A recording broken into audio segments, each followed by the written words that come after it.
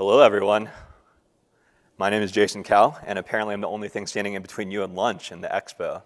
So let's get started. I'm the founder of Fog Security, where we focus on cloud data security, specifically cloud encryption and cloud data perimeters. And what we're going to talk about today is blurred identity lines, encryption in cloud, and the impact on security and data. So quick overview of the agenda today. We're going to talk about cloud encryption, why it matters. We'll then talk about encryption in cloud. We'll deep dive on some encryption offerings across 3 CSPs, cloud service providers. And then we'll also talk about encryption defaults in cloud. For some of this, we'll focus a little bit more on the minute details of AWS. Then we'll talk about impact of encryption, specifically impact on identity access management. And lastly, we'll wrap up by talking about managing cloud encryption and how to secure that data, and some takeaways for enterprise customers as well. So encryption, why does it matter? In a 2024 study done by Thales, we'll reference some of these statistics here, they polled a lot of respondents, and what they found was that 44% of respondents reported having a cloud data breach. 14% of those had experienced an incident in the past 12 months. So as we can see, cloud data breaches and risks are on the rise. Now, interestingly enough, encryption is actually not that high. Cloud research is becoming leading targets, and while data sensitivity is high in cloud, encryption rates are low. In the next few slides, we'll cover some of the statistics as well.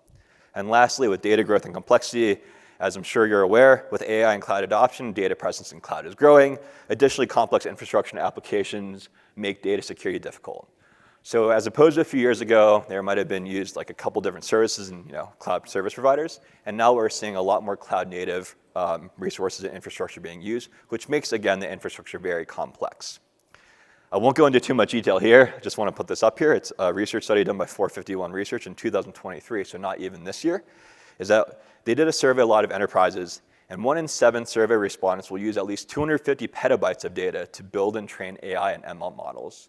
So as we can see, there's a large scale of data being used and a lot of data that's possibly in the cloud. So let's now talk about complexity. 31% of respondents from this 2024 study said their root cause is either misconfiguration or human error, which is pretty high. And that's actually higher than the 28% of exploitation of known vulnerabilities, and also about the 24% of using a 0-day or an O-day, depending on how you say it, of a previously unknown vulnerability. One of the things that we've seen as well across the board is that cloud is complex. 53% of respondents actually said they use 5 or more key management systems, so this is quite a lot. So if we look at encryption in the cloud, again, same study, out of the respondents, 47% said that their data in the cloud is sensitive, which is relatively high. They also have 51% said they're using cloud encryption to protect cloud data. And lastly, this is the most shocking statistic out of it. Less than 10% of enterprises claim that they have encrypted more than 80% of their cloud data. Now, if we look at cloud encryption, one of the things that we realize is that cloud encryption now is relatively cheap. Cloud service providers provide a lot of infrastructure, right? And we'll talk about some of this later, to encrypt data. Some of it's encrypted by default, right? Some of it, as soon as you spin up a service, the data is encrypted, things like that. There are concepts such as transparent encryption, which we'll get into a little bit. I was actually on a call with AWS KMS, which is Amazon's key management service. And we talked a lot about the concept of transparent encryption. How do we make it easier for customers to encrypt their data and secure their data as well? Again, not trying to add too much, but we'll cover that in a couple later slides. So based off the statistics, here's a chart, again, from the same study.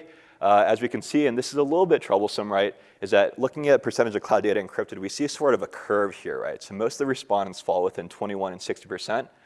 And it's interesting, right? We have like teal for 2021, about maybe magenta 2022, this yellow color for 2023, and another color for 2024. As you can see, the rates don't really change too much. But again, related to that statistic of how much data is actually encrypted, only about 10% of respondents said that 81 to 100% of their data is actually encrypted in cloud. Looking back at sensitive data, this is a study done in 2022. Similar bell curve, right, is that most of the respondents fall within 21 to 60% of data. And this, again, it covers a global percentage of sensitive data encrypted in the cloud, specifically in 2022. So as we can see, the rates are a little bit lower. One of the things that we've seen, right, is if we look back at, for example, Amazon Web Services, one of their mantras for encryption is encrypt everything. I think Werner Vogels has said that multiple times. And it actually makes it interesting, right, because we look at whether it's encrypted by default, whether it's transparent encryption, but what does that actually look like in practice across the board? So those are some quick statistics. What we'll talk about now is encryption in cloud. What we're going to cover is basically across the 3 different major cloud service providers that we're going to cover today: Amazon Web Services, Azure, and Google. And a little bit later, right, we're actually going to do a little bit more of a deep dive in AWS. If there's more interest in Google Cloud or Azure, let me know. We can talk offline about that as well. So again, across the board, looking at parity. Not all the names are the same, right? So AWS, we have key management service. We have things called AWS owned keys, AWS managed keys, customer managed keys, and lastly, cloud HSM. In Azure, we have something called platform managed keys. We also have customer managed keys. And within that, there's Azure Key Vault Standard, Key Vault Premium, Azure Managed HSM as well.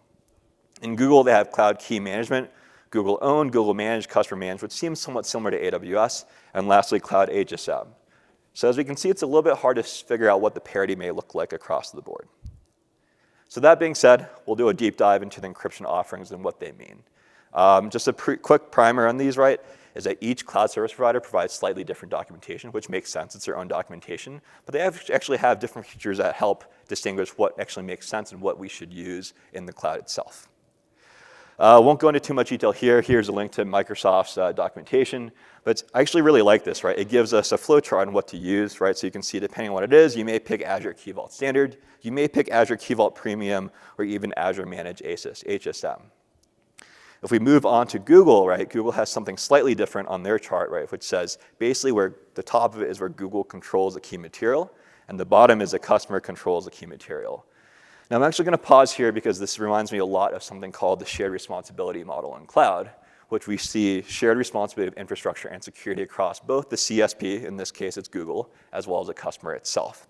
The interesting thing, right, is that the CSP, is responsible for security of the infrastructure, right, security of the service itself, providing documentation, and typically the customer is responsible for how to configure that, and among other things as well, right? So there's this kind of shared responsibility model across those 2 pieces. The way I look at this chart, right, is that Google has a lot of responsibility and does a lot at the very top, right? So default encryption, Google has a lot of control. When you get down to the customer controls the key material, right? The cloud KMS with external key manager, a lot of that is controlled by the customer themselves. So keep that in mind as we look at encryption options across the board. Lastly, a slightly different chart for AWS. And again, this is their key management service. We have different types of KMS keys. This won't cover cloud HSM because it's not part of KMS, but it's actually a different service offering. We have customer managed keys, AWS managed keys, and AWS owned keys. We'll go into some of the minute details about how these differ. But what we can see, right, is that some of these pieces, right, whether you can manage a KMS key, whether it's used only for your AWS account, different responsibilities such as rotation. As you can see, for an AWS owned key, it may vary, but for a customer managed key, right, it's optional. And you'll see this across, as well as some differences in pricing across the board. So we'll move on, very high overview of basically what's in AWS. AWS owned keys are a collection of KMS keys that AWS service owns and manages for use in multiple AWS accounts. Keep in mind, right, from a customer perspective, you may have a handful, you may have hundreds, you may have thousands of AWS accounts. The AWS owned key does not necessarily mean it only exists in your accounts. It could be shared, not shared, I shouldn't say that, but it can be used in other customer accounts as well, so keep that in mind. And we'll talk about the concept of transparent encryption later. And that's specifically for AWS owned keys. AWS managed keys are KMS keys in your account that are created, managed, and used on your behalf by an AWS service integrated with AWS KMS. We'll talk about some of the details there, right? They give a default key policy. And the interesting thing for this, right, is that you can only use it for that specific service. So thinking about AWS services, if there's S3, you can only use the AWS managed key for data in S3. As well as there's a little bit of a detail, and we'll talk about this, of how to use it for actually sharing or platform use cases across multiple accounts. Lastly, and this is again looking at shared responsibility for customer managed keys, right? These are things that you have a lot of control over, right? So you have KMS keys in your account that you create, own, and manage. You have full control of these KMS keys, including establishing and maintaining, and this goes back to IAM. There's actually 3 different parts of IAM for a KMS key, which makes it very complex. We have key policies, we have IAM policies, and grants. And we actually just published a lot of research on KMS grants, we'll talk about it a little bit, which we got into the slide deck. You can also enable, disable them, rotate their cryptographic material, right? Whether that comes from AWS or whether that comes from anywhere else. Adding tags, creating aliases that refer to KMS keys, and scheduling the keys for deletion. So this is a chart that we created because we realized there's not a lot of feature parity across the board, and it's hard to figure out what do these words mean. So this is, and I won't go into too much detail here, but I'll leave this up on the screen for you. We have the cloud providers, right, AWS, Azure, GCP, and we're redoing all of this and saying, okay, what is a CSP managed key? What does this customer managed key look like across the board? What does a customer managed key with a cloud-based HSM, so using something like Amazon Cloud HSM, which, in our experience, we've seen a couple enterprise customers actually use Cloud HSM and, do wrappers or APIs around that. But here, right, we really have what does a parity look like. And this is important, right, as some enterprises are multi-cloud, ensuring that the security standards, and won't go into too much detail here, security standards across the board are somewhat similar, right? So if I have an application Google Cloud, I have an application AWS, ideally the security restriction or guidelines, right, are about similar across the board. So moving on, encryption in cloud, let's look at some of the defaults. And this is one of my favorite areas of this talk, is because I think the defaults actually change. And there's a lot of good research on this as well. So this is actually what prompted our conversation with AWS KMS, is what does the default encryption in AWS look like? So if some of you may remember, there's a lot of backstory and history about Amazon S3. S3 is their default object storage, right? Think of it as basically a pretty standard file system, right? And within S3, right, early last year, 2023, they introduced a feature where all objects are now encrypted by default. This is actually encrypted with the AWS own, or basically an AWS own key, to use your terminology. And I think now they're trying to say that all of resources that were in there unencrypted before are now becoming encrypted by default. And this is interesting, right? So what we said was like, okay, we saw S3. What do all the other data services look like? So we scanned 43 different AWS services. There's actually about 100 integrated with KMS. But what we really looked for was what are the data services, what are the key services that people use? And if you're aware of this as well, Amazon actually layers a lot of services on top of their base offerings, right? So if you hear about S3, Dynamo, right, a lot of their more complicated or more bespoke services actually use this on the back end.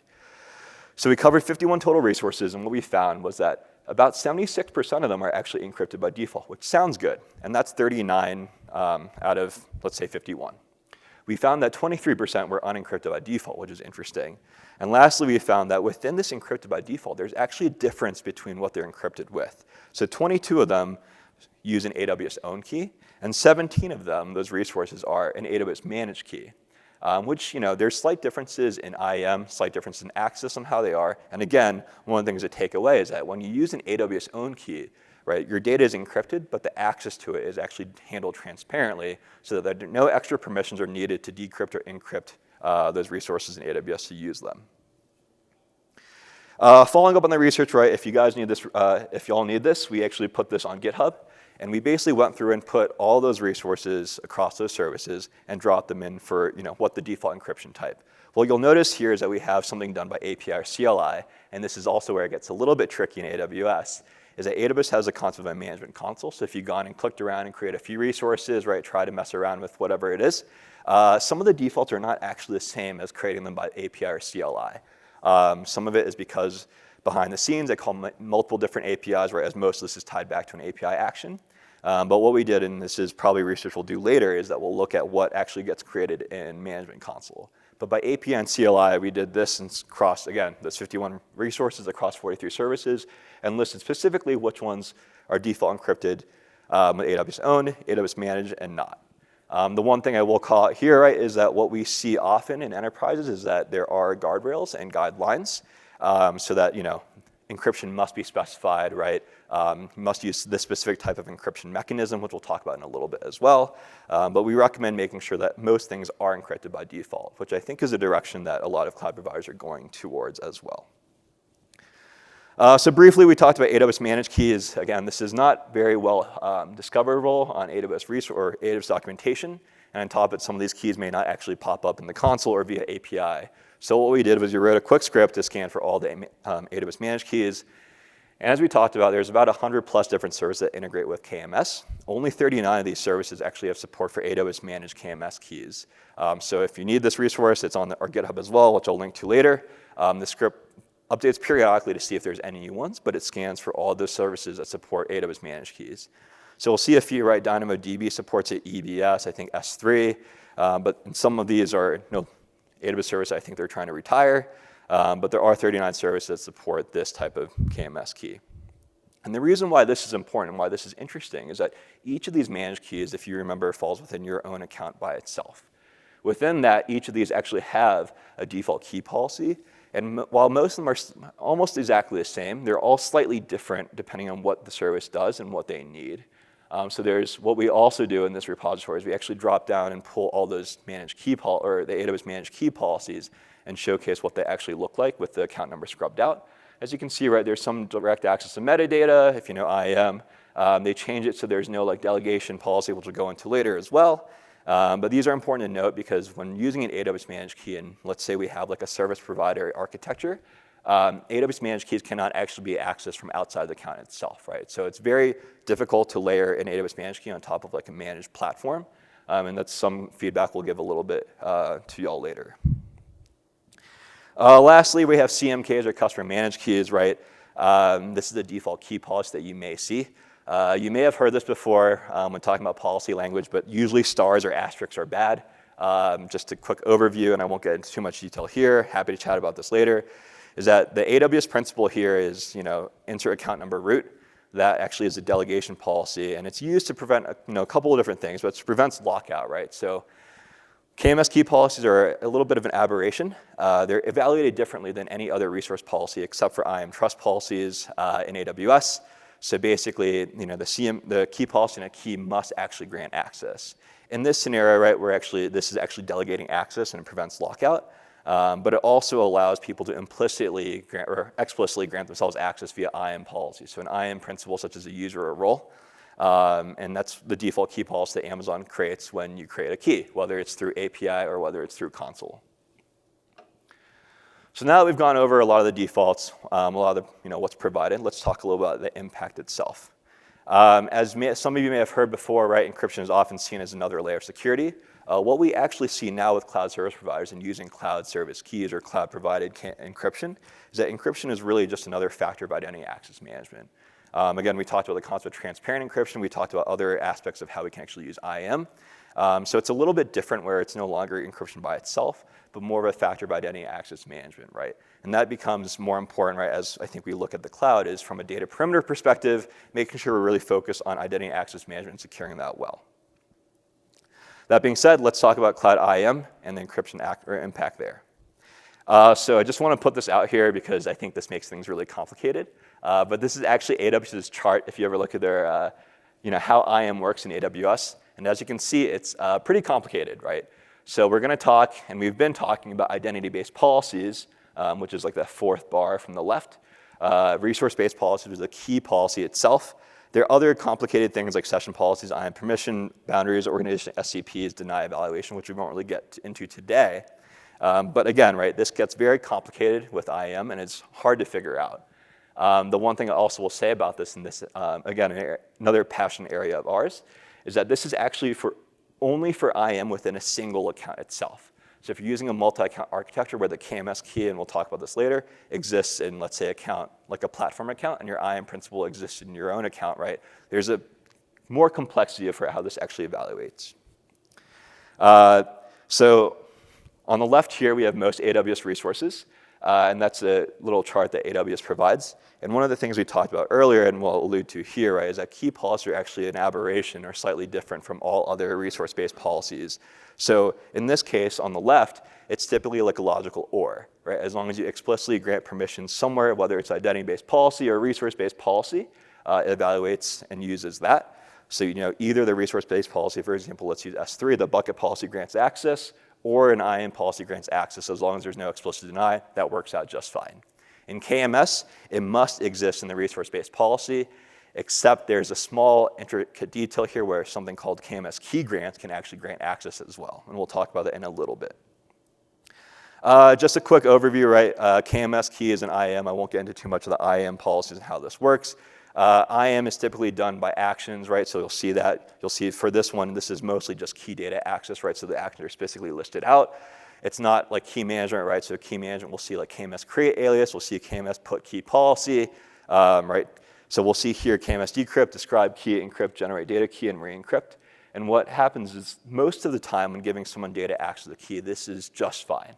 right? We've seen things or seen scenarios, right, where people over-permission the KMS access, and that actually can cause issues down the line. So again, I think what we've seen, right, is that typically things should be least privilege, and trying to control things, whether it's via the KMS key or through IAM policy, differences and pros and cons of both, but try to control that and ensure that it's at least privilege for data access and not necessarily data management. Let's talk a little bit about access and how it the impact there. So we'll talk about AWS own keys. Access to AWS own keys is managed transparently. This goes back to transparent encryption piece. When access is done by AWS IAM, the access to the key and data access is done transparently and no extra permissions are needed. So when we think about this, right, we'll use S3, the default encryption with SSE S3, which is the AWS own key. It automatically encrypts your data when it's written to S3 and decrypts it for you when you access it. Again, this is the change I put in early 2023. There is no change in the way you access. The objects are automatically encrypted, right? So if we're doing S3 get object, we don't need anything like KMS decrypt, right? It will just pull that automatically, and that's what they mean by transparent access. And again, we talked to AWS about this, right? And that's one of the things I mentioned, right? One of the things that we notice here is it puts the onus or a lot of responsibility in making sure the IAM permissions are done properly within the cloud providers, right? Ensuring that there's no extra layer of security in terms of whether or not there's access or not. Everything is done by the IAM policies themselves. So next, let's talk a little about AWS managed keys, and we alluded to this earlier. The previous example on the slide used S3. This uses RDS, which is another AWS managed key. And what you can see, right, is that this differs a little bit. Again, it has to be within the account. We'll talk about some of the caveats later. And just from a brief overview, I won't go into too much of the detail here, right? It's specifically for the service itself, so you'll see that condition key KMS via service. You'll see the caller accounts that has to be within the account itself, as well as a couple other details, including allowing direct access to key metadata, which you see down there with the root principle in AWS. So we briefly talked about KMS key grants, and this is actually another favorite piece of, I think, knowledge for me, is when we're authorizing access to KMS key grants, or KMS keys, sorry, grants are considered along with key policies and IAM policies. That's a little bit vague, and we'll talk about some of the details later. But the interesting thing, right, and this is why this little tree graph is shown here, is that KMS key grants can either be granted permissions to create them via a KMS key policy, or through a KMS key grant. And depending on how you create it, if it's granted by the KMS key grant itself as nested grants, as we have Totoro up here to show, or if it's actually from the KMS key policy itself, that actually differs, right? So what happens is if it's a nested grant within a KMS key grant, it can only give a subset of the permissions that previous grant had. But when it comes from the KMS key policy, if the permission on KMS key policy gives create grant, you can create a grant that basically gives access to the data, even if the KMS key policy may not allow your principal to do that. So that's a small detail to pay attention to, is that the nested grants within KMS grants, right, only can give a subset of the permissions, while KMS, if it's from the KMS key policy, doesn't necessarily have to do that. The other detail right here is that KMS key grants are like policy snippets. They don't have any denies in them, and also they only allow a subset, again, using the word, of all the possible permissions for KMS keys. It's mainly used to manage and give access to data. The other thing I will note here, and this is something I talked to AWS about as well, what we see KMS key grants often used for is Amazon services on backend will use them a lot. So when you go through and list grants in your AWS account, you'll see a lot from just services that have been used previously. And unless you decide to use grants themselves, right, it's typically done for AWS services on the back end. So a couple extra details here. KMS key grants are actually not viewable in the AWS console, which means you cannot manage them. You cannot create them in the console versus other pieces of KMS. Evaluation is more similar to key policies rather than IAM policies.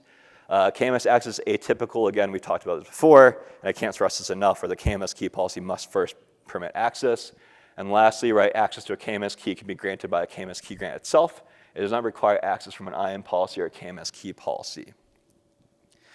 So luckily, we got this research in before the deadline to submit this presentation. So I'm very excited to actually put this up here. This is our latest research from Fog Security.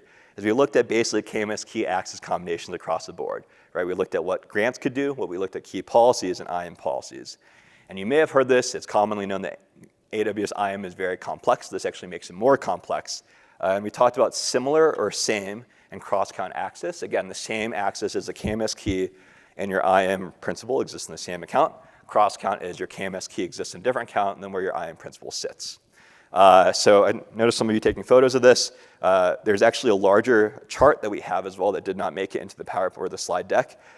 Because what this is actually, this is the bare minimum key access you may need, right? So for example, a KMS key grant, if there's an explicit allow there, it doesn't really matter what the KMS key policy, the IAM policy may have. You'll have access just from the KMS key grant itself. And that's, again, for the same account.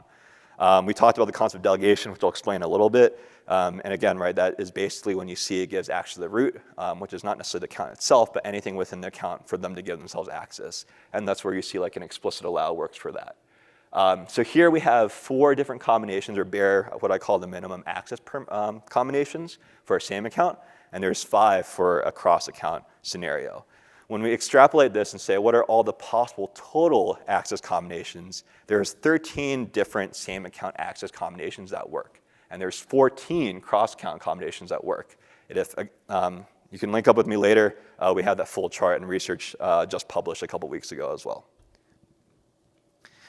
So now that we've covered a lot of the background, the defaults, what access means, let's talk about how to manage cloud encryption and data security. So the first thing, and we'll talk about basically 3 different areas, right, is basically we'll talk about how to define the encryption strategy. Again, right, organizational policy and requirements, there may be certain compliance requirements you may need to hit. There may be different security requirements you may need to meet as well. The other thing we look at a lot, and this is why we talked about AWS managed keys very heavily, is that what does the usage actually look like across our application stack? Do we want to do encryption by service itself? In that case, right, AWS own key, AWS managed key may be fine, right, because it only encrypts data within that service. Versus like, let's use an application stack. Maybe we have different data classifications, right? But what does that look like, and how do we share those KMS keys, or especially if they're like CMKs? Another recommendation is we keep it simple. Again, we saw complexities around how many different types of key management systems are being used and different types of encryption. We recommend keeping it simple for application teams to actually be able to encrypt their data. And another thing is blast radius. I actually saw this before from an enterprise where they would drop in a KMS key to every account by default when they did the account vending process before a team would use it. And what happened is, like, let's say we have an account. We have 10 different shared tenancy teams in there. A lot of them would actually start using that KMS key. So when it came time to look at encryption requirements, changing access, right, all these different teams with different requirements use the same exact key to encrypt their data, and therefore there's a larger blast radius if that gets changed. So that's something else to keep in mind, right, as we go through team ownership, whether it's a platform team drops in a key for use, whether an application team owns it, allows other people to share access to it, right? And again, if there's a team ownership and there's like, let's say a platform managed service, then it gets into, do we use IAM policies, do we use KMS policies, or do we use KMS key grants as well? And lastly, the biggest part that I would recommend is, what does a strategic and tactical approach look like? For some enterprises who are just starting off in cloud, I think it's easy to create this pie in the sky view of what we really want the encryption strategy to look like. But for companies that have been in cloud for a while, right, with production infrastructure applications, it becomes a little bit trickier, right, to change encryption keys. I saw once before, there's a company that had a lot of CMKs with external key material, and then that was being switched to CMKs, as well as using AWS managed and possibly AWS own keys. And that becomes really tricky without causing adverse impact to those applications. So a couple pieces related to that, right? The second tier we look at, or second part we look at, is basically how do we do secure by default or security by design? So about a week ago, Amazon actually published a white paper with, I think, the SANS Institute about what does security by design look like? How do we help people make secure decisions and create that encryption so that, looking at our previous slides, right, that encryption number is actually higher than, let's say, like 10% of data, or 10% I think have like less than 80% of their, or more than 80% of their data encrypted. So some of the options we can recommend, and this is just one different example, is reducing the options that teams can use, right? So we can say there's only 2 types of keys you can use. If you want to use AWS Manage or Customer Manage only, if you want to not use AWS Own because it's transparent, I think that makes sense.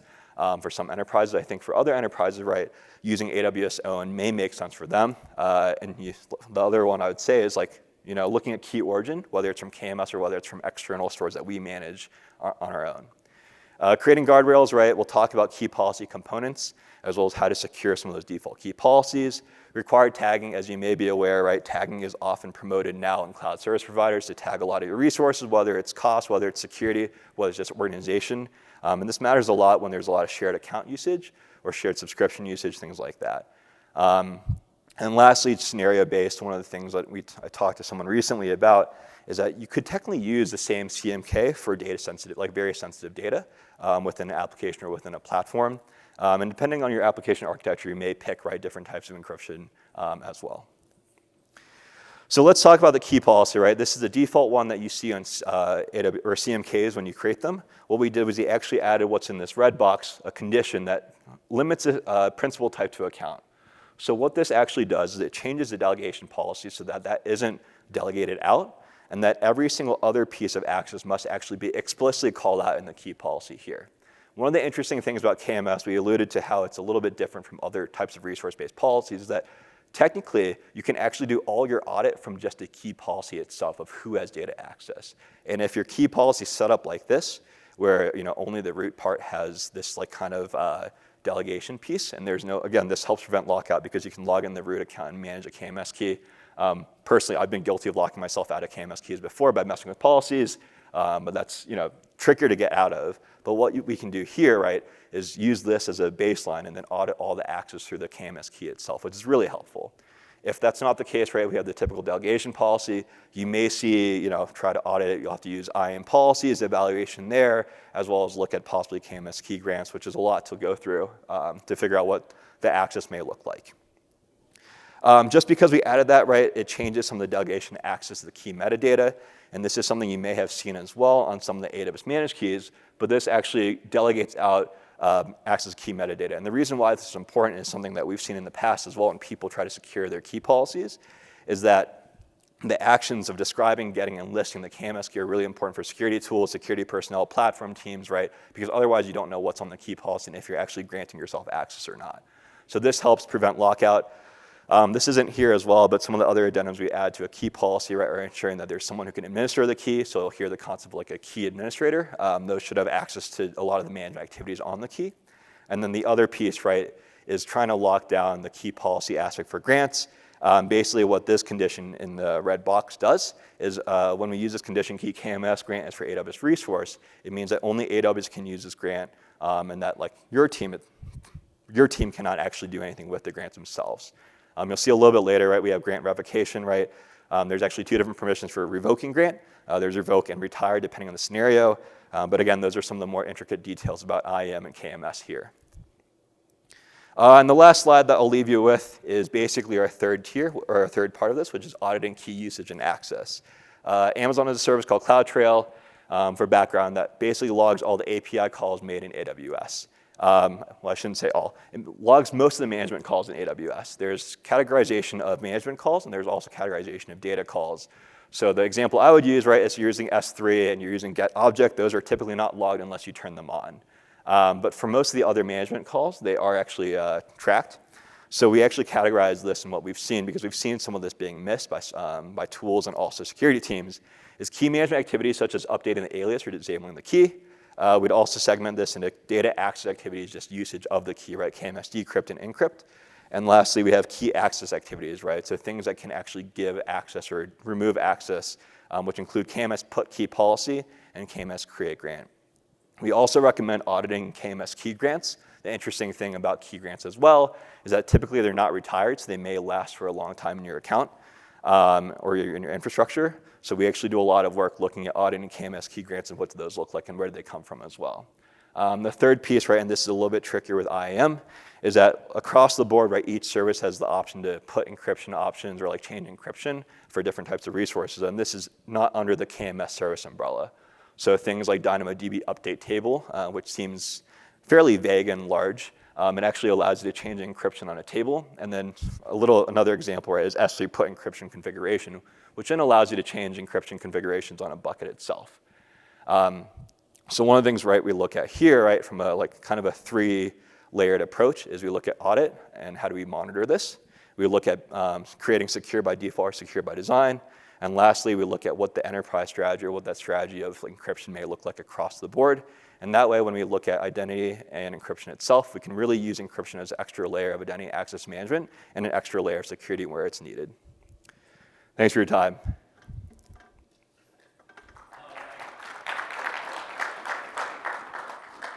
Thank you, Jason. I think we have a few minutes for a couple of questions. If anyone has any questions for the speaker, this is the time. Sure. Oh. Sounds good. One of your earlier slides mentioned a specific zone or region for AWS. Is there a difference in services and default offerings of those services per region that we should expect? Yeah, that's a good question. So we only scan US East 1. Different AWS regions actually support different, it's not too different, but they have different rollout schedules across regions. I don't think, and this is a good question that we haven't looked at, I don't think there's a difference in AWS managed keys. I could be wrong. So I'm assuming I think all AWS regions in general should have those 39 AWS managed keys. The one thing I would call it is I'm not sure what GovCloud looks like because it's not a region we typically work in. And as you're aware, right, I think from the smile, that may differ from like the typical regions you see from like the standard AWS, like US East 1, US East 2, right, regions. Yep. Anticipated that question. Good job. Oh, yeah, I figured you might be asking about GovCloud.